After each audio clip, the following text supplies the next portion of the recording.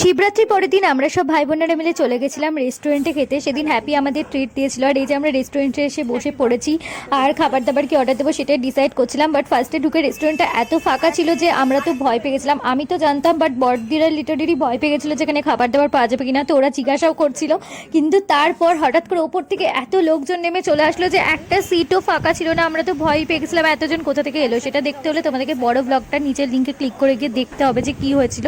তো তারপরে আমরা খাবার দাবার অর্ডার করেছিলাম ফিশ ফিঙ্গার, চিকেন শিক কাবাব, ডাবল চিকেন বিরিয়ানি, কড়াই চিকেন, চিকেন লাবাবদার আর বাটার নান।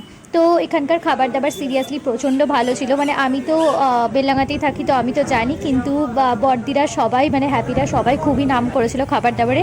তারপরে ওখান থেকে আমরা বেরিয়ে গেছিলাম মাদের জন্য কিছু জিনিস কিনতে। তারপরে আমরা বেরিয়ে রেস্টুরেন্টে কী হয়েছিল এসব নিয়ে একটু হাসাহাসি করছিলাম। তো এক্স্যাক্টলি কী হয়েছিল সেটা দেখতে হলে বড় ভিডিওটা দেখতে হবে। তারপর সেখান থেকে কেনাকাটা করে আমরা গেছিলাম মিষ্টির দোকানে। আর অলরেডি রাত 10টা বেজে গেছিলো, তাই রাস্তাঘাট এত ফাঁকা ছিল। আর মিষ্টি কিনতে গিয়ে সেদিন কাকু আমাদেরকে ফ্রিতে মিষ্টি খেতে দিয়েছিল। কাকু তো আমাকে চেনে, আর ভাইরা এসেছিল সেই জন্য আরও ফ্রিতে দিয়েছে আমাদেরকে খেতে।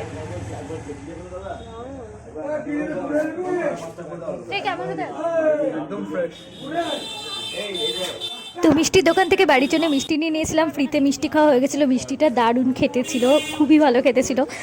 তো তারপরে আমরা ওখান থেকে মিষ্টি নিয়ে বেরিয়ে পড়েছিলাম। তো রাস্তায় বেরিয়ে আবার আমরা যেখান থেকে হেঁটে যাচ্ছিলাম ওখানে মচ্ছপ খাওয়ানো হচ্ছিল মা কালীর। তো আমরা শুধু সেদিনকে যেখানে যাচ্ছিলাম সেখানে খাবার।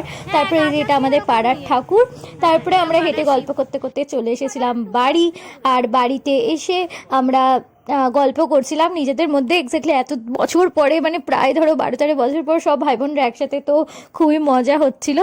তো বাড়ি চলে আসার পর ওই কাকিমা আমাদেরকে একটা হার দিয়েছিল, সেটাই ছোট্ট আর আমি একটু পরে দেখছিলাম।